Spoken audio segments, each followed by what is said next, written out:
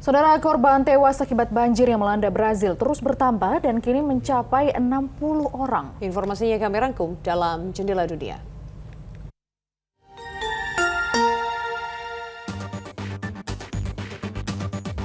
Korban tewas akibat banjir besar yang melanda negara bagian Rio Grande do Sul di Brazil terus bertambah. Hingga hari Minggu waktu setempat, sedikitnya 60 orang tewas dan 101 lainnya dilaporkan hilang. Selain itu, 155 orang terluka dan kerusakan akibat banjir memaksa lebih dari 80.000 orang mengungsi. Tim penyelamat juga terus mengevakuasi korban yang terisolasi selama berhari-hari akibat banjir. Presiden Brazil Luiz Inácio Lula da Silva hari Minggu mendatangi lokasi banjir sambil didampingi oleh sejumlah menteri. Lula meminta seluruh pihak terkait untuk serius menangani banjir karena kerusakan akibat banjir cukup parah dan perlu penanganan serius.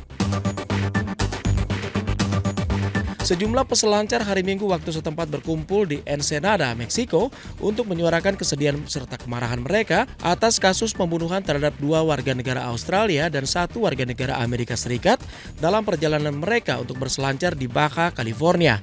Sejumlah pengunjuk rasa membentangkan kertas yang bertuliskan mereka hanya ingin berselancar dan Australia, kami bersama Anda. Pihak berwenang Meksiko sendiri menyatakan bahwa 3 jenazah yang ditemukan telah dikonfirmasi oleh pihak keluarga.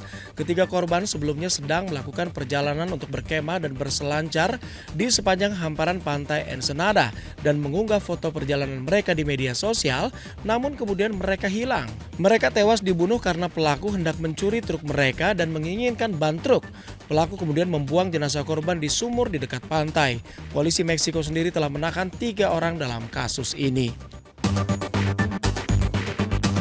Maskapai Qantas Airways Australia setuju untuk membayar kompensasi sebesar 120 juta dolar Australia atau setara dengan 1,27 triliun rupiah atas penjualan tiket kepada ribuan penerbangan yang dibatalkan. Komisi Persaingan dan Konsumen Australia menggugat Qantas Airways dengan tuduhan terlibat tindakan palsu dan menyesatkan atau penipu dengan mengiklankan tiket untuk lebih dari 8.000 tiket penerbangan dari Mei 2021 hingga Juli 2022 yang dibatalkan. Adapun dari 120 juta dolar Australia yang dibayarkan Qantas adalah denda sebesar 100 juta dolar Australia kepada pemerintah Australia atau sekitar 1,06 triliun rupiah dan 20 juta dolar Australia atau sekitar 218 miliar rupiah kepada lebih dari 86.000 pelanggan yang terdampak. Film komedi yang berjudul The Fall Guy merajai box office pekan ini dengan meraih 28,5 juta dolar Amerika Serikat atau setara dengan 457 miliar rupiah. Namun demikian, pendapatan film yang dibintangi oleh Ryan Gosling ini masih di bawah ekspektasi.